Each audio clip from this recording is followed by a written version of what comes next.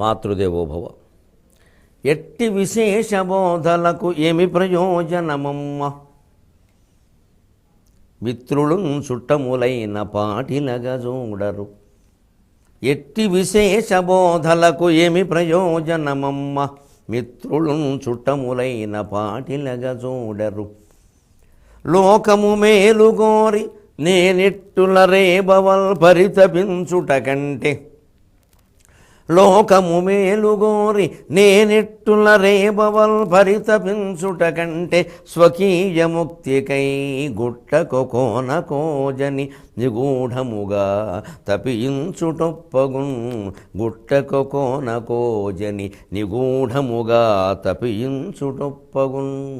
జన్మజన్మల దుఃఖాన్ని పోకార్చి జ్ఞాన మార్గంలో మనల్ని నడిపింపజేస్తూ ఉన్న మహాభారత కథాశ్రవణం కోసం ఎదురు చూస్తూ ఉన్న భక్తి టీవీ ప్రేక్షక మహాశయులందరికీ కవి బ్రహ్మ, ఉభయ కవి మిత్రుడు తిక్కన సోమయాజి రచించిన ఆంధ్ర మహాభారతం ఆనుశాసనిక పర్వానికి సాగుతున్న సామాజిక వ్యాఖ్యలో 1555వ భాగానికి స్వాగతం పలుకుతున్నాం.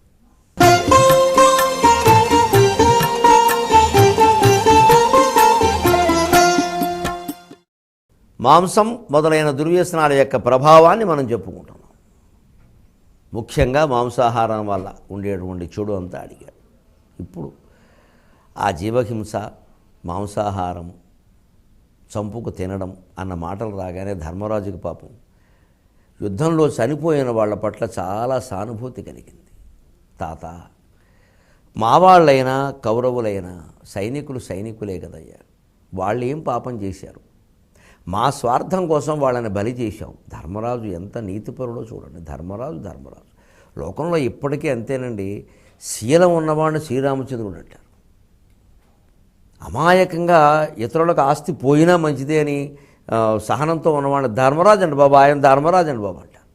ఎంత గొప్ప పేరు ఉందో చూడండి. మళ్ళీ ఇలాంటి వాడిని శ్రీరామచంద్రుడు అనరు, ధర్మరాజే అంటారు.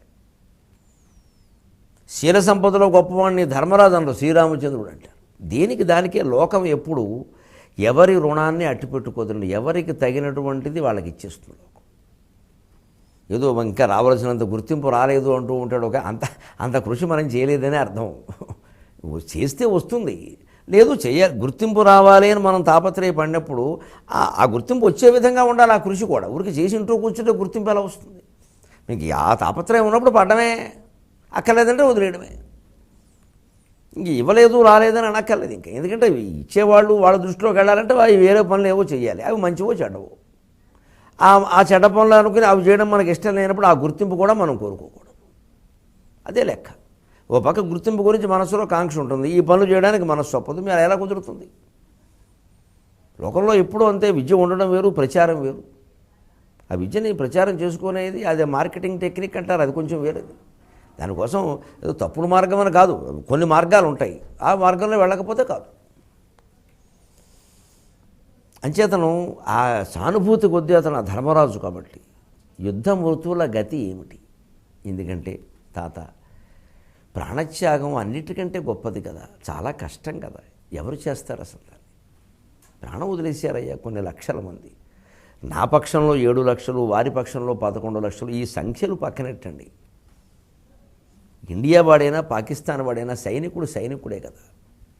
పాండవులైనా కౌరవులైనా వీరులే కదా. వాళ్ళ యుద్ధంలో మృతి చెందిన వాడి గతి ఏమిటి? రాజు కోసం యుద్ధం చేశాడు, వాడి కోసం కాదు. వాడి సైనికుడు కదా. అయినా ధర్మమో అధర్మమో రాజు చెప్పిన ప్రకారం చేశాడు. వాళ్ళకి ఏ గతులు కలుగుతాయంటే ఈయన విచిత్రమైనటువంటి కథ చెప్పాడు భీష్ముడు. ఏదో ఏనుగు తొక్కేస్తే ఈ లోకం, గుర్రం కాళ్ళ కింద పడిపోతే ఈ లోకం, సైనికుల చేతుల్లో మరణిస్తే ఈ లోకం అని అనలేదు. ఇంకా రంభ, ఊర్వశి సౌఖ్యాలు అవి కూడా చెప్పాలి. చాలా విచిత్రమైన కథ. అసలు ఈ జన్మ పరంపరలకు సంబంధించి మనం తెలుసుకోవలసిన కథ. మనకు కూడా ఇలాంటి జన్మ పరంపరలన్నీ ఉంటాయి కదా, అందరికీ ఉండేవి కదా. అందుకే ఈ కథ చెప్పాడు భీష్ముడు. దీనికి వేరే మాటలు ఎందుకయ్యా? వ్యాసుడి జీవితంలో యథార్థంగా జరిగిన ఒక ఘట్టం చెబుతున్నా వినమన్నాడు. చెప్పండి, అంతకంటే కావలసింది ఏమిటి? వ్యాసుడు మాకు ఎటువంటి వాడు, ఎంత గౌరవనీయుడు. తప్పకుండా ఆయన జీవితంలో జరిగింది అయితే ఆయన జీవిత చరిత్ర వింటున్నట్టే చెప్పండి హాయిగా అన్నాడు. ఒకసారి ఆయన హస్తినాపురానికి ఏదో పని మీద వచ్చి అక్కడి నుంచి వేరే నగరానికి కాలినడకనే వెళుతున్నాడయ్యా, రథాలవి ఎక్కడ కదా వ్యాసుడు, ఆయన దారిని ఆయన వెళ్ళిపోతున్నాడు. దారిలో ఈయన దివ్య దృష్టి కలిగిన మహానుభావుడు కదా, ఆయన వద్దన్న అనేక విషయాలు తెలుస్తూ ఉంటాయి, కనిపిస్తూ ఉంటాయి. ఆ దృష్టి కలిగిన వాళ్ళకి అంతే. కానీ నిజంగా తపస్సులో ఉండే మహానుభావులు బయటికి చెప్పరు వాటి. ఎందుకు ఇంక చెప్పడం మొదలు పెడితే చుట్టూ జనం చేరిపోతారు. ఇంకా దివ్యానంద స్వామి అని పేరెడతారు. ఇంక వచ్చిన వాళ్ళ నా జన్మ చెప్పండి అంటాడు. కొన్నాళ్ళకి ఆ శక్తి అడుగంటి పోతుంది, ఇంకా అబద్ధాలు చెబుతూ ఉంటాడు. అలాంటి పిచ్చి పనులు వ్యాసుడు చేయడుగా. ఒక దారిలో వెడుతుంటే ఒక పేడ పురుగు కనపడింది. ఈ చిన్న కీటకం, ఈ సెప్టిక్ ట్యాంకులో పురుగులు అంటే ఆ రకమైన చాలా చిన్న కీటకం. అది రోడ్డు దాటుతుంది.